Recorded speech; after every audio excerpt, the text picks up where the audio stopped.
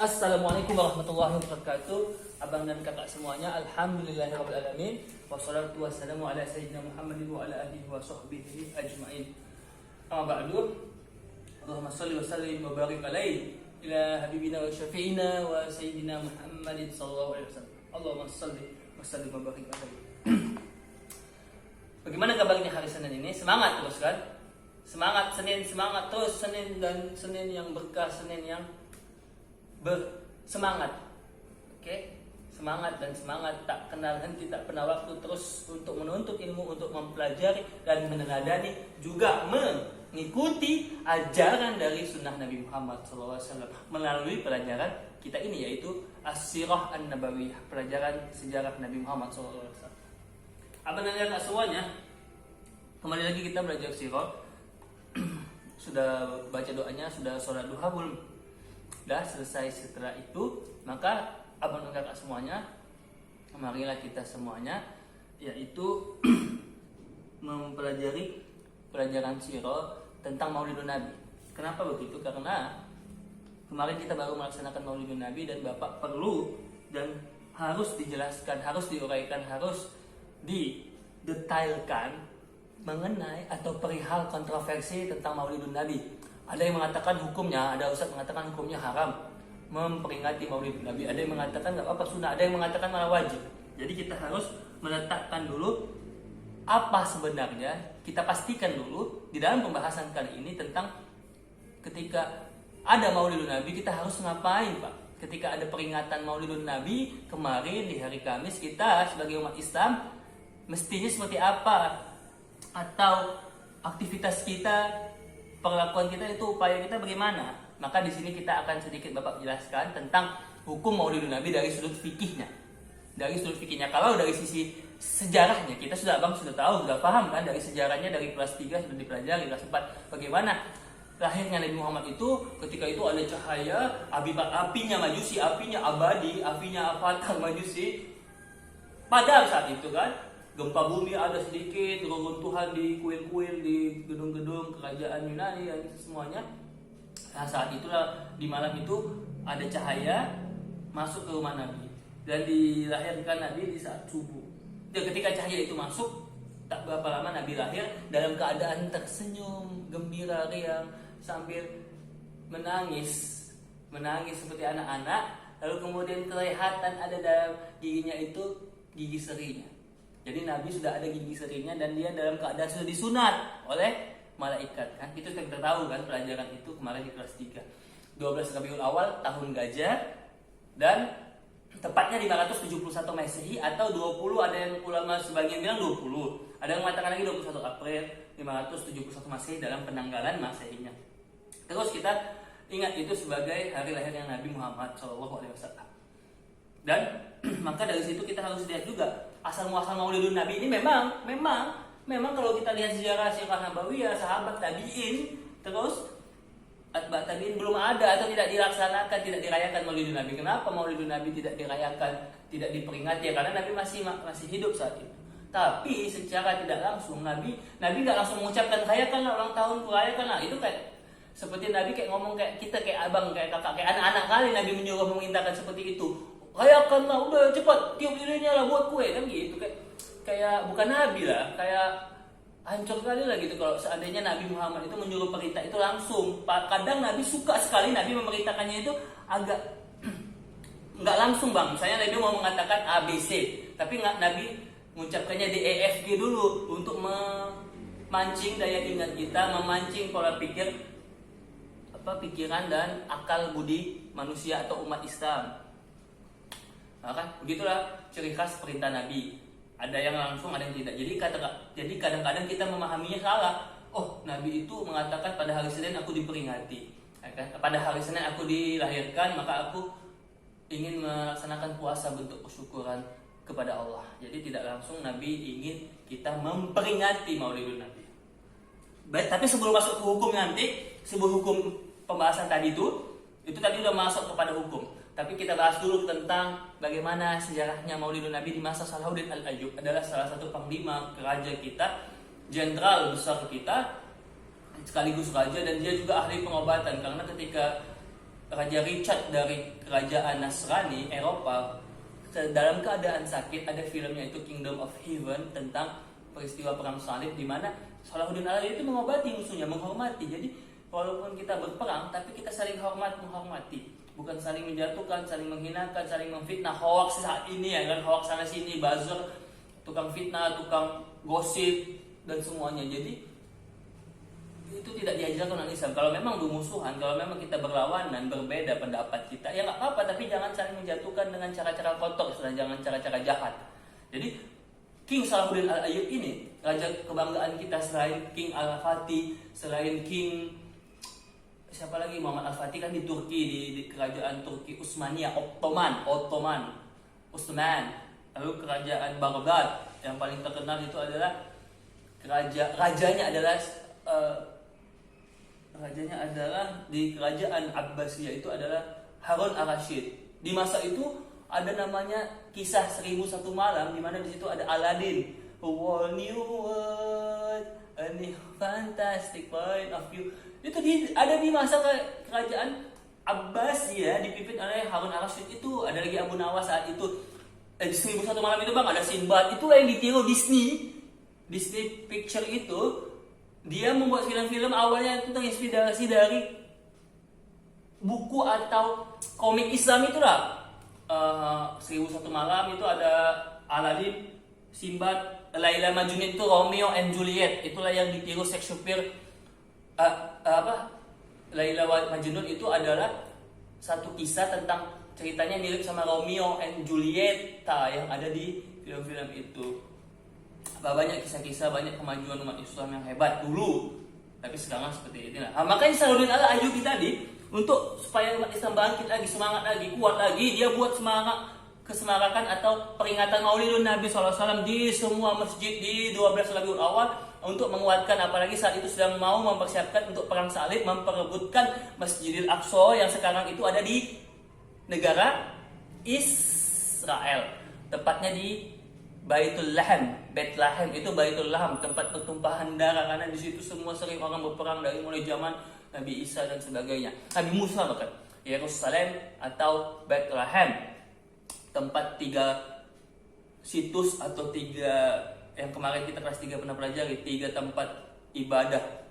Selain Masjidil Aqsa ada lagi nanti tempat lahirnya Nazaret, tempat lahirnya Yesus Kristus atau Nabi Isa, Nabi Isa, tapi kata orang itu Tuhan orang itu ya kan, Nabi Isa alaihi salam. Dan yang ketiga adalah bagaimana di sana orang Yahudi mengatakan itu tempat hebat mereka, tempat mereka di luar, karena di situ ada istananya Nabi Sulaiman dan kuilnya Nabi Sulaiman, sehingga namun tinggal jadi reruntuhan saja, sudah tinggal puing-puing, tinggal sedikit lah beberapa bentuk benteng batu-batunya itu.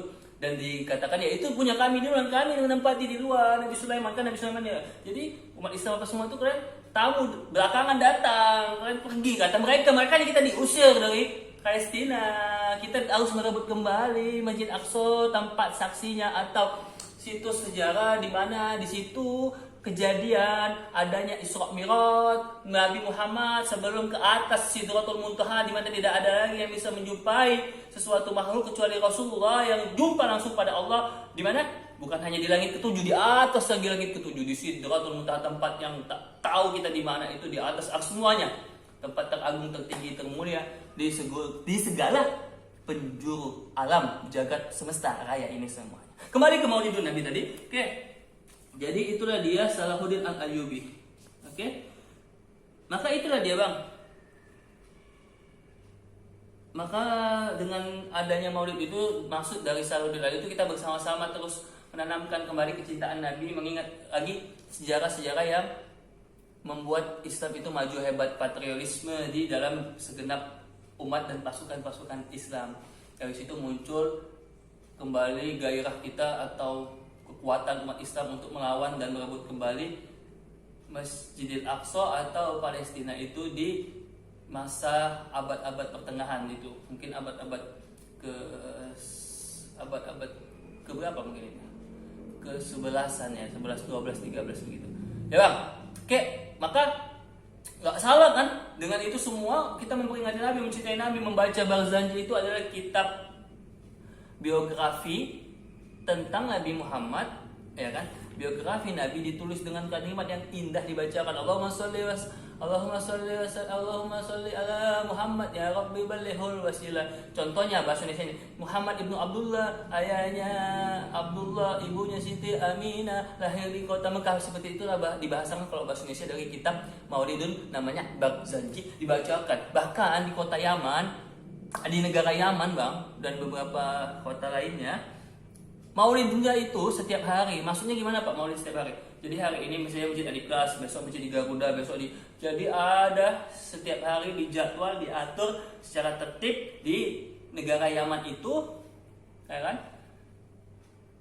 Perayaan Maulidun Nabi. Entah makan nasi kebuli, nasi gurih, nasi goreng, nggak tahu kita kan.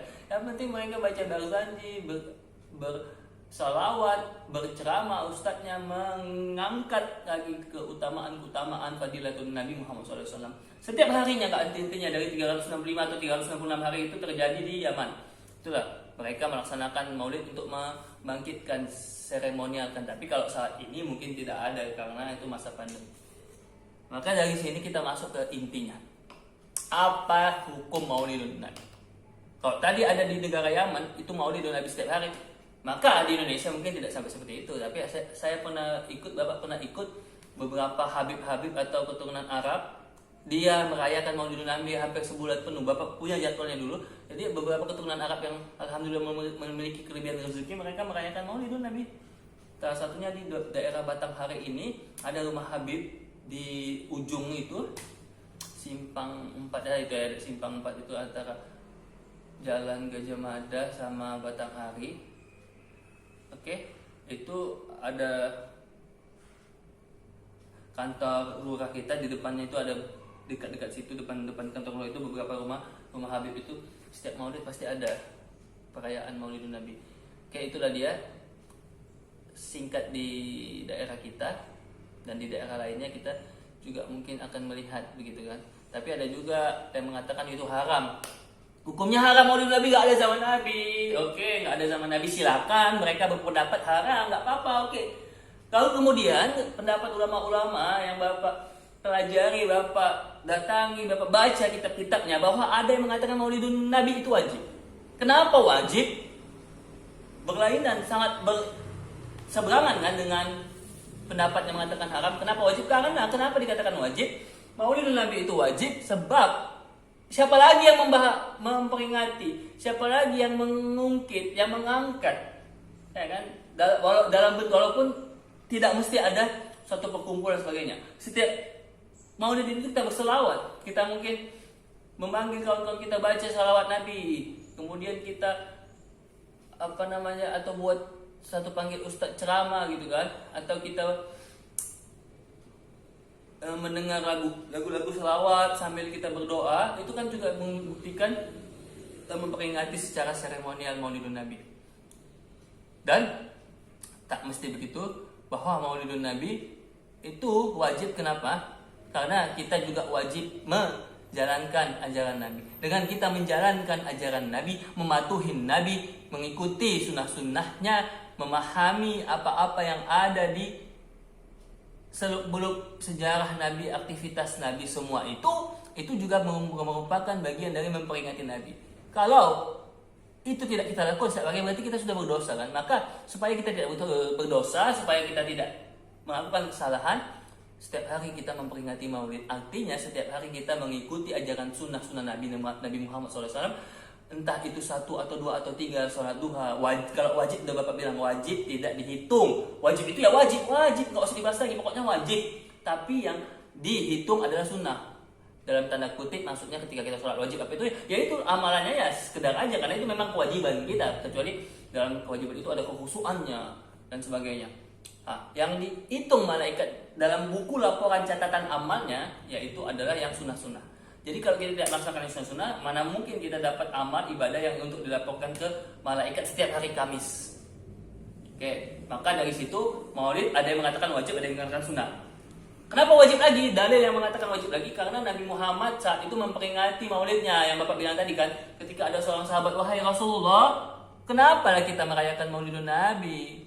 Kenapa kita puasa hari Senin? Maaf ya, kenapa kita puasa hari Senin? Ada seorang sahabat bertanya nih, sahabat Abi Hurairah atau Ibnu Mas'ud mengatakan, ya Rasulullah, lima tasumu fi yaumil isnin, kenapa lah, ada apa alasan dari kita puasa di hari Senin? Maka Rasulullah menjawab, fa'ajaba Rasul, apa jawaban Rasul?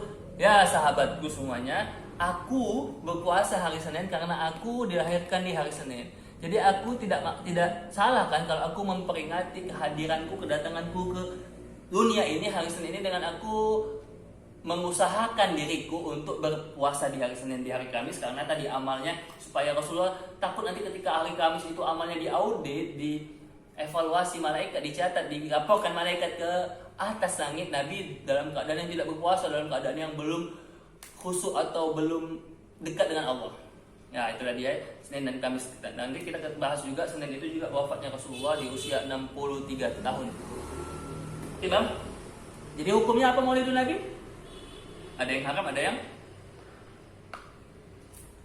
wajib. Maka kalau abang mau memegangi pendapat tentang wajib, silakan. Yang sunnah silakan, atau yang mubah nggak apa-apa. Itu semua pendapat yang tidak boleh kita berbeda. Tidak boleh kita dalam perbedaan itu menjadi permusuhan, jadi peruncingan, jadi perdebatan. Perbedaan adalah keutamaan dan itu merupakan fitrah, itu merupakan ciptaan Allah, kita berbeda-beda. Ya kan? Perbedaan pendapat, perbedaan visi, perbedaan pikiran, perbedaan kelompok dan semuanya. Kembali lagi, Maulid wajib. Nabi merayakan Maulid secara tidak langsung, ya Bapak bilang, secara tidak langsung Nabi merayakan hari jadinya. Bukan hanya Nabi Muhammad, tapi juga nabi-nabi lainnya. Seperti Nabi Isa, kita bisa melihat ayatnya di Quran. Dikatakan di Quran, fasalamun alayya yauma wulidtu yauma amutu wa yauma yub'atsu. Jadi, wah alhamdulillah hari ini aku dilahirkan Allah, di hari ini aku datang untuk membawa risalahnya, aku mendapatkan kehidupan, mendapatkan kenabian, amanat untuk menjadi nabi dan untuk menyampaikan wahyu yang berupa kitab Injil. Jadi Nabi Isa juga merayakan ulang tahunnya. Ibaratnya kalau kita ungkapkan ayat itu artinya secara sederhananya, happy birthday to me, happy birthday to me, kata Nabi Isa alaihissalam. Nabi Isa senang ketika dia ulang tahun, ya kan? Tapi ulang tahunnya bukan 25 Desember, ulang tahunnya nggak tahu kita ya. 25 Desember itu aja akal-akalan Raja Romawi saat itu. Oke. Dan pohon cemara saat itu tidak ada di Yerusalem, aneh ya kan? Kembali lagi, maka Maulidun Nabi itu wajib bagi Bapak kita merayakan, memperingatinya. Tapi bukan hanya 12 Rabiul Awal kita peringati. Wajibnya itu setiap harinya kita peringati. Kalau di 12 Rabiul Awal kita mau buat acara atau membuat kegiatan, itu tidak masalah. Yang penting tidak boleh ada berlebihan atau tidak ada mubazirnya di dalam peringatannya itu, acaranya atau kegiatannya tersebut.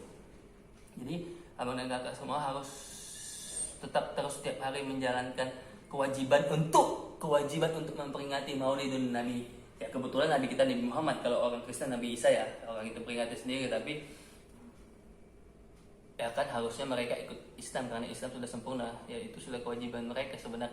Kembali lagi, Maulidun Nabi wajib, kita harus peringatinya dengan cara memahami dan mempelajari ajaran Nabi Muhammad, dan kita harus terus istiqomah di jalannya sehingga nanti mudah-mudahan ketika Nabi ada melihat umatnya di akhirat, oh dia bangga, dia lindungi kita dari siksa api neraka sehingga kita diangkatnya atau diajaknya untuk masuk ke dalam surganya Allah Subhanahu wa taala. Jannatul Naim bisa Jannatul Firdaus, Jannatul Ma'wa, Jannatul Naim, Jannatul Firdaus atau Darussalam, Jannatul Adnin dan jannah lain.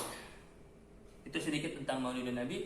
Mudah-mudahan nanti abang dan kakak semuanya bisa terus mencintai Rasulullah SAW dan terus ikut Rasulullah dan bersama Rasulullah. Maksudnya bersama Rasulullah itu bagaimana Pak? Bersama Rasulullah. Ya, walaupun kita dalam keadaan tidak ada fisiknya, tapi tetap kita bersama-sama untuk mengikuti, untuk mentaati ajaran dan perintah Rasulullah. Itu maksud. Karena nanti Bapak ingin ngasih tugas, nanti sedikit juga Bapak bahas tentang masalah perang Uhud.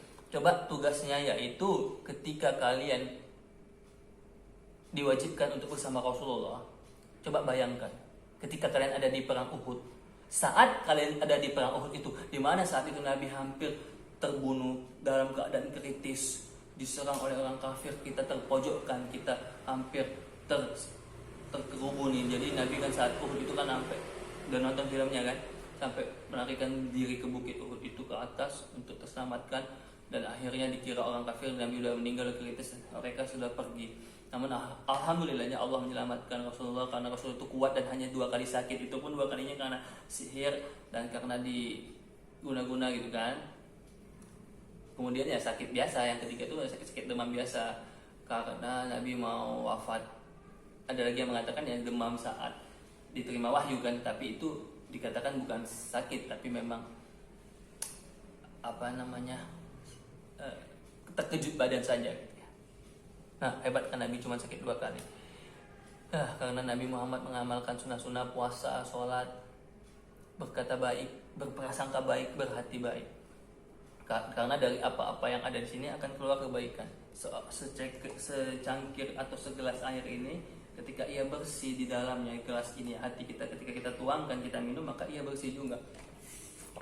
Apa yang ada di pikiran kita, apa yang hati kita itu akan nanti keluarnya seperti itu. Kalau kita jahat, kotor, jelek, jahat, bandel, suuzon, negatif, mengeluh, ya jadinya hati kita pun akan kotor atau keluh. Oke, alhamdulillah ya bang. Jadi dari sini kita harus melihat tugasnya tadi, jangan lupa bagaimana keadaannya, bagaimana perasaan abang dan kakak seandainya ada di situ di perang Uhud saat Nabi sedang dalam keadaan seperti itu. Apa yang abang lakukan? Bagaimana upaya abang ketika terjadi penggempuran, penyerangan orang kafir itu, musuh-musuh pasukan kafir itu menuju Nabi, berada di menyerang Nabi, menusuk Nabi. Abang dan kakak ngapain? Apa bukti kecintaan abang dan kakak? Itu dia tugasnya untuk hari ini. Kembali lagi ke Uhud sedikit saja ya, maaf agak sedikit lama jadinya ya. Oke, Uhud itu kenapa umat Islam bisa mengalami kekalahan? Apa yang sebab-sebab yang paling hebat atau paling sebab-sebab atau alasan, bukan alasannya ya, sebab atau hasilnya yang menyebabkan umat Islam jadi kalah. Alasan utama atau sebab utama kejadian kenapa kita kalah, ada yang tahu? Tentunya sebabnya itu ya pertama ya karena kita umat Islam tergiur, karena kita tergoda atau istilahnya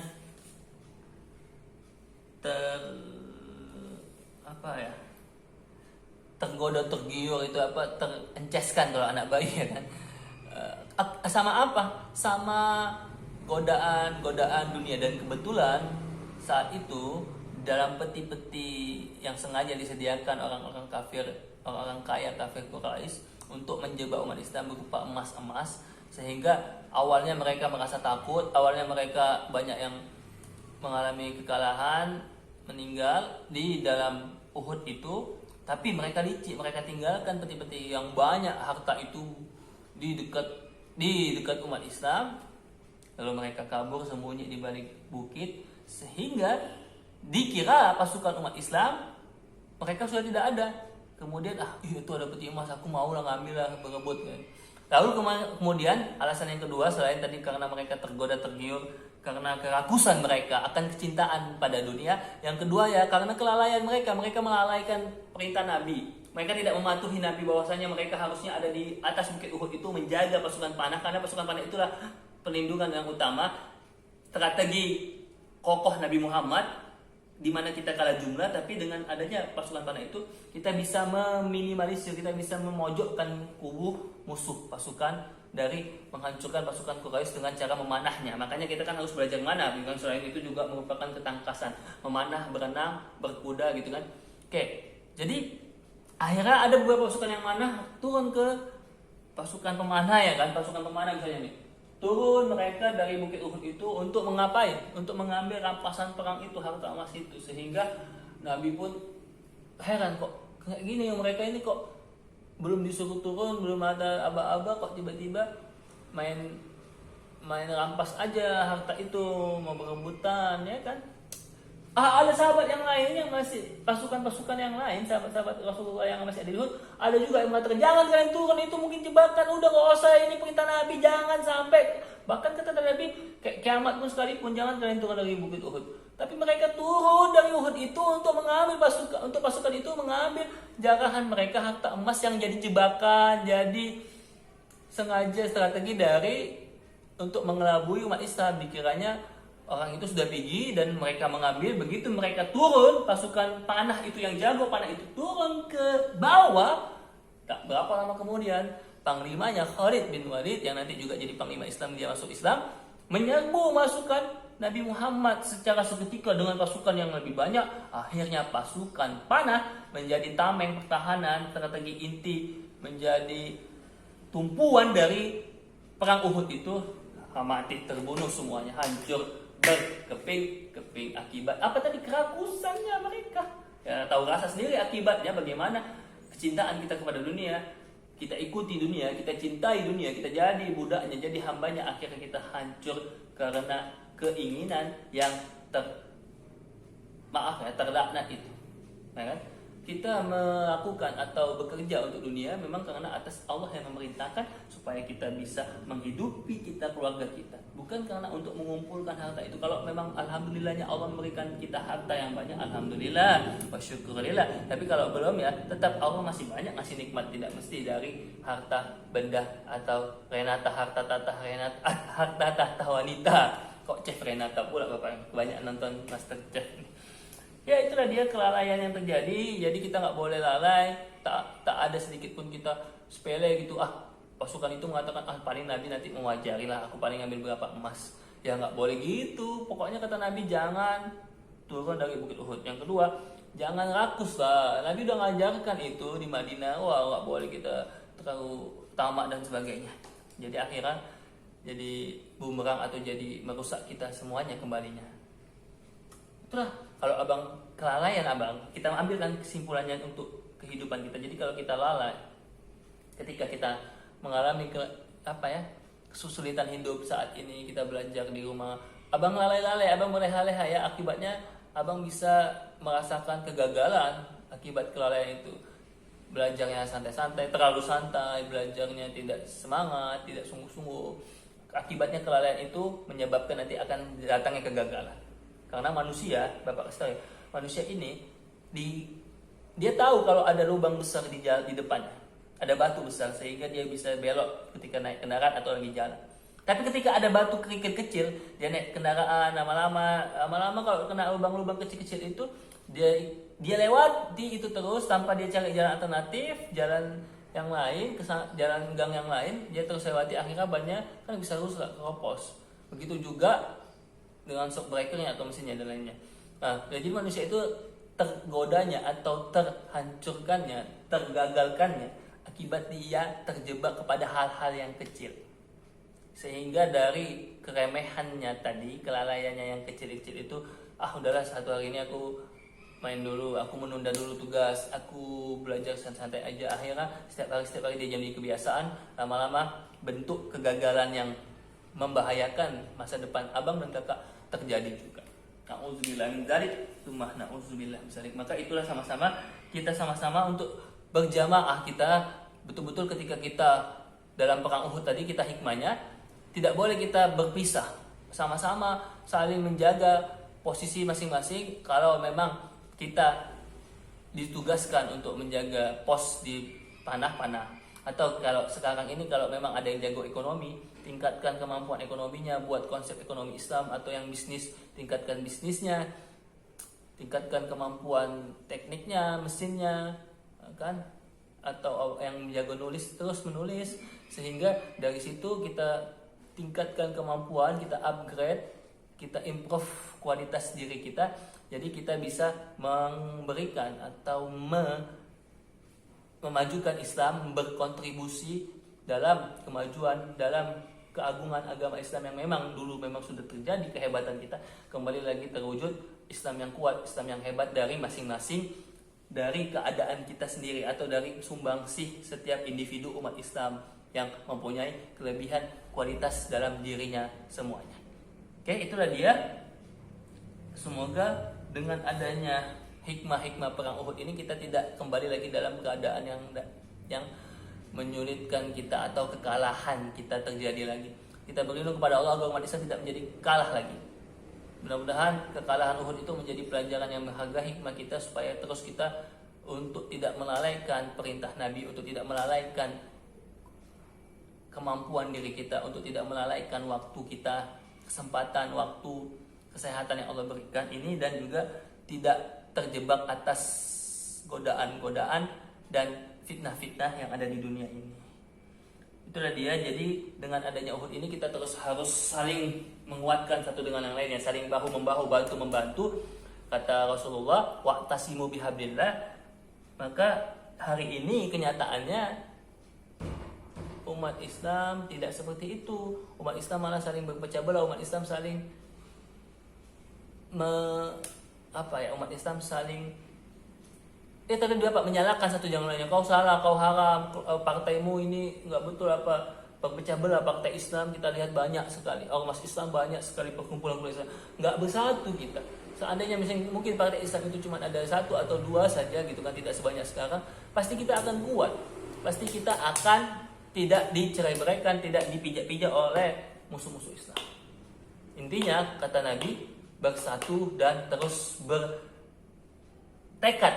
Seakan-akan ketika kita berada di jalan Islam itu, seakan-akan seperti kita memegang tali. Bahkan tali itu bukan hanya kita pegang lagi, sambil kita pegang kita gigit dengan geraham kita itu, tali agama Allah itu, perintah-perintah Allah dan Rasul itu, ajaran-ajaran Nabi, dengan sekuat-kuatnya. Mudah-mudahan dengan itu kita akan dikuatkan dan akan diberikan kedahsyatan sesuatu ilmu atau hikmah-hikmah kemuliaan dari Allah Subhanahu wa taala untuk kita semuanya. Baik, sampai di sini dulu. Mudah-mudahan kita tidak menjadi umat yang terpecah belah. Tetap kita memang umat yang berbeda satu dengan yang lainnya. Banyak perbedaan yang ada di antara kita semuanya. Tapi yang diharamkan adalah perpecahan. Perbedaan adalah suatu keniscayaan, suatu kewajaran fitrah manusia. Kalau tidak berbeda, itu namanya bukan kesempurnaan Allah. Justru Allah menciptakan perbedaan itu menunjukkan kesempurnaan yang ia miliki, kehebatan dan kedahsyatan, juga keagungan Jalla Jalaluhu. Namun yang tak boleh dari perbedaan itu, suami istri itu kan berbeda juga, tapi disuruh Allah bersatu. Begitu juga dengan umat Islam berjamaah, kita bersama-sama. Tidak ada yang namanya Islam Muhammadiyah, Islam itu semua Islam itu sama. Namun tetap kita di kelompok kita tidak boleh saling menyalahkan, tidak boleh saling bermusuhan. Oke? Adalah Islam yang satu, Islam yang rahmatan lil alamin, Islam yang membawa kemaslahatan untuk semuanya. Mudah-mudahan dari Uhud, dari Badar, dari Khandaq itu kita mendapatkan hikmah-hikmah yang kuat, dan terlebih lagi adalah pembelajaran dan juga semangat untuk terus memacu diri kita, meningkatkan kualitas pribadi